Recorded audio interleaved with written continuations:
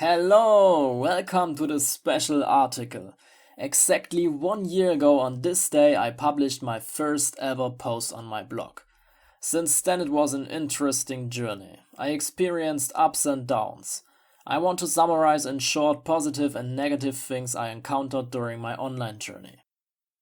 The honest life of a newbie entrepreneur. Spoiler, it's not the laptop beach dream life at the beginning. And here are 7 things that made my life pretty hard within this first year. The first one is discipline. You cannot compare it to a normal 9 to 5 job, because when you go to your office and don't do your work, your boss will fire you. Therefore, you will work. When you are working at home though, it's completely different, because nobody will punch you when you are not working. You are your own boss and you need to develop a complete different kind of discipline. To develop this kind of discipline is and was extremely hard for me. It was a nightmare. A nightmare I'm struggling with for over 2 years now. It's not that I did not do my work every day. It's more like that I never did as much as I wanted to. The second thing to avoid is not being able to follow a plan or even advices.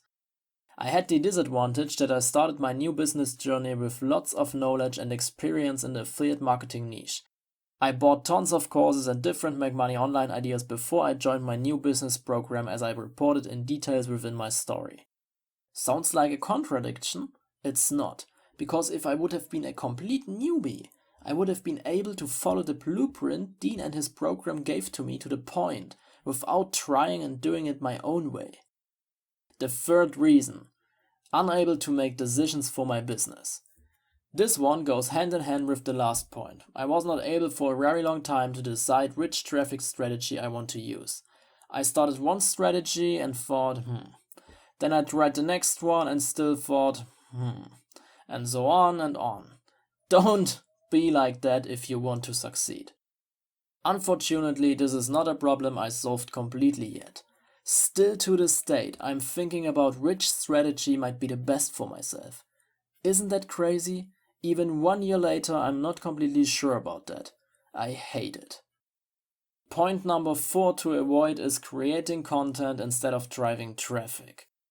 When I started this blog, I said to myself that from now on I will post 1 new blog post every single week. Guess what? I did it. Isn't that great? No, it's not, because I made a huge mistake. I created valuable content every week, but almost nobody saw it. Content without people consuming this content is obviously worthless. But I wasn't able to realize this. I shared my post to Twitter and Facebook once per week and kinda hoped people would find it. Stupid. If you are a newbie, no one will find your blog because no one even knows that you exist. And posting it once on social media will also not help much. This is what I mean when I said I wasn't able to follow a plan, because we have training in our members area teaching how to get traffic to a blog. I followed the first advice, which was to publish a new post every week, but I didn't follow the second, even more important one, which was to concentrate on traffic rest of the week. In summer 2020, I realized this problem and stopped publishing a post every week. Since then, I only publish important stuff, until I'm ready to get blog traffic the right way. Still not concentrating on blog traffic nowadays. Sorry if you won't see a new post here very often. Leave a comment and convince me that you need me and I'll think about it. Next point, Corona. It's a shame that this one is something I have to list here. However, the truth is, I realized that this whole topic stole my energy and turned it into hate and concern. It's a sad matter of fact that this was the reason why my focus and discipline was not always where it was supposed to be. On my business. I'm not one of those people who are afraid of this virus. I'm one of those who hate the government for their lies about all of this, and this hate was not good for me. The good part is that I was able to stop this topic and got back to myself and my goals without getting distracted from this bullshit. I can recommend it. Major tip. Throw your TV out of your window and you will realize how beautiful the world is. Point number 6. Working without working. Maybe this one is also connected to some points above, but what I mean with this is that I was in front of the computer every single day working for my business without really working for my business. That means I simply wasn't focused enough on the right kind of actions. I did something, yes, but I did not enough of those things that can change my situation and that can bring myself more of those results that I want or even deserve. For example, on some days I was supposed to work for my business, but instead of doing it, I watched some videos teaching stuff about business. Yes, it's related to work. And yes, it's helpful, but by doing this, the dangerous illusion comes up that you felt like you made progress in your business. No, you did not, because you only learned but didn't do anything to actively get better results.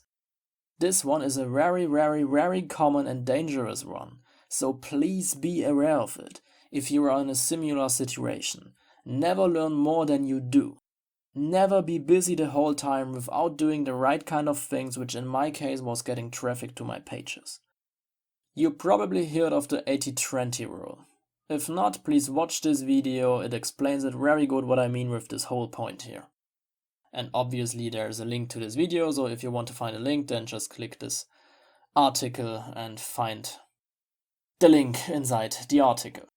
Point number 7 to avoid: distractions. Yes, this one feels like it belongs to the last point. However, the difference is, this time I really speak about distractions that have nothing to do with business.